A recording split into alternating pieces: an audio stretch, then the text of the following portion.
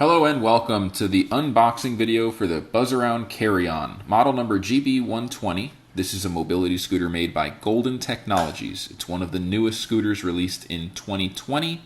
It has a really great ground clearance for a folding scooter at 4 inches. To get started, all you need is a pair of scissors.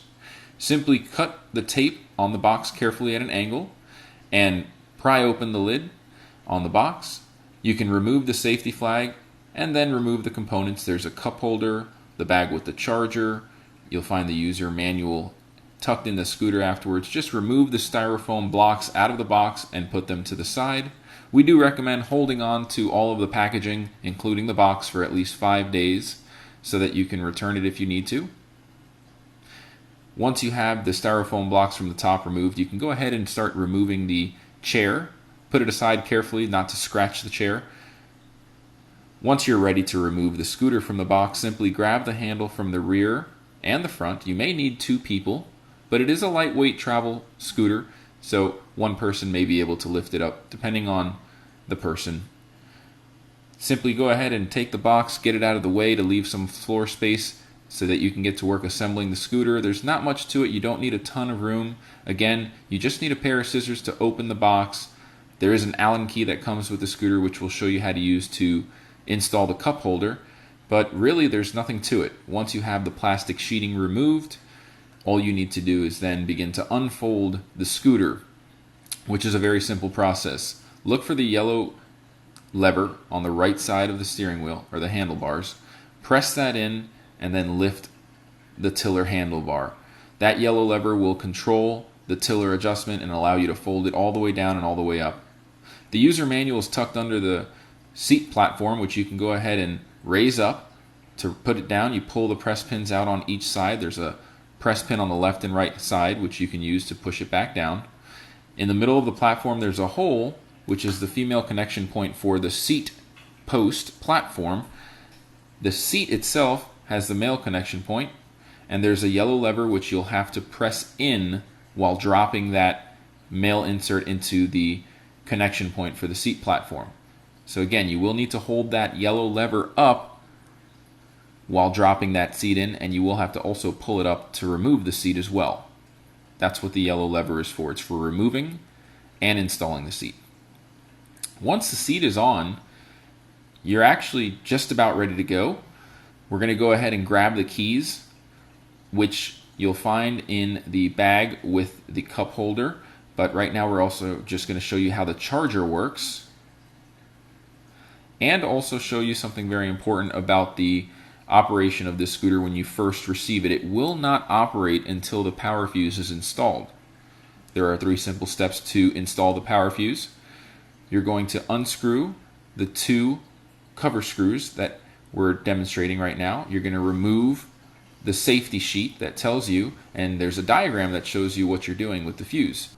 As the diagram shows, you can pull the fuse out and move it over to the location on the right-hand side. If you see that it's not fitting, you may need to bend the tabs on the fuse just a bit to get it to fit in easily.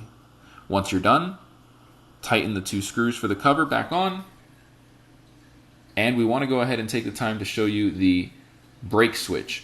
If you need to manually push your scooter, you can put it into freewheel mode, but it will not operate in freewheel mode with the actual motor and the batteries connected. It's a safety feature so that if you do run out of batteries while on a hill, the scooter won't uncontrollably roll down the hill. The brakes will be engaged automatically.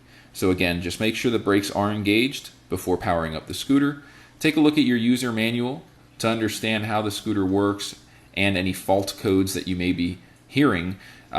The most common fault code is going to involve 5 beeps, which indicates that your freewheel mode is engaged and you can't operate the scooter once again while the unit is in freewheel mode. To install the flag, there's a little slit in the back of the seat that's actually made for that flag. Go ahead and find that slit. It's on the left side of the back of the seat. We're going to show you how to get the charger going here. There's a power cord that connects to a receptacle, either on an extension cord or a wall outlet in your home. That simply plugs into that receptacle. On the other end is going to go to the charger itself, there's a respective connection there that you'll find. There's only one way to connect it.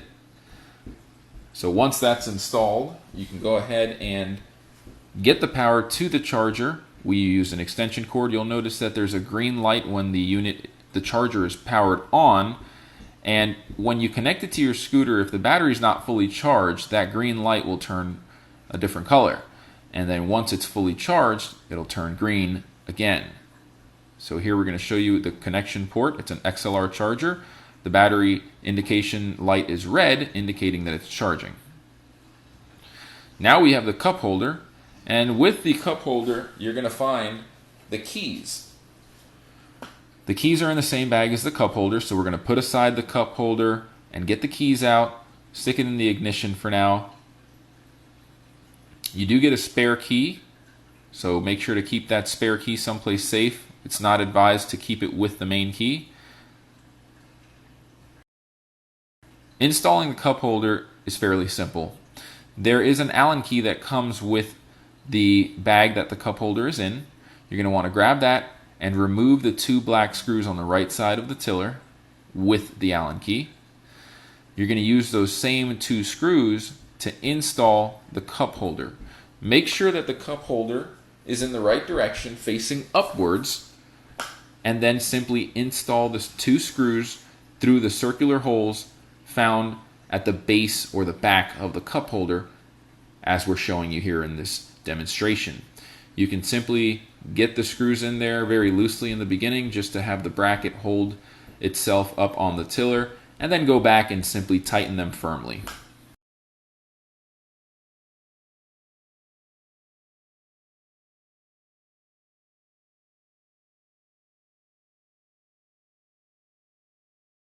Once you have the cup holder installed and the screws are on tight, you can go ahead and test it out by putting a bottle of water there, or any other water bottle that you use which would fit. It's about the same size as a cup holder for a bike.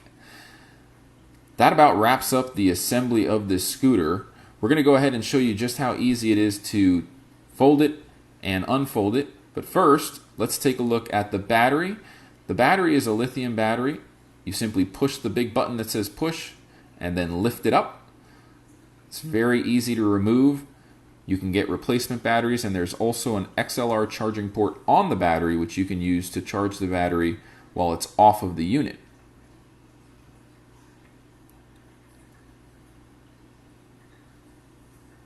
Some other great features include the USB charging port and the easy to access fuse located on the back of the tiller. You'll also find the charging port. As you can see, the light switch is right there on the left side of the handlebar. We'll go ahead and demonstrate how the lights look. Pretty bright. It will definitely allow you to navigate the path at nighttime or if it's dark. You'll also notice that there is a very traditional battery meter which lights up with red, yellow, and green indicator lights, and a speed adjustment knob which you can control the speed by going counterclockwise to go faster or clockwise to go slower. You'll see the traditional rabbit and the turtle. The horn is pretty loud. And now we're going to show you just how easy it is to take this scooter apart and put it back together. You start off by taking off the chair. Simply grab the yellow lever underneath the chair and pull it straight up. Then grab the 2 pins on the left and right side of the post platform. Push it down. Grab the tiller with the yellow switch. Put that down. And then you can grab the seat and actually rest it on top of the tiller. There's a hole for the male connector on the bottom of the seat. It slides right in, and then you can fold the armrests down to save even more room. So you can easily stack the entire scooter like this in the trunk of a car or in the back seat of a car. You can grab it by the front handlebar and wheel it around so that you can get from, let's just say, one vehicle into the garage. If somebody's helping you move it out of the trunk into the garage or into the home, you can wheel it around like a suitcase. It's very convenient, very portable, very lightweight.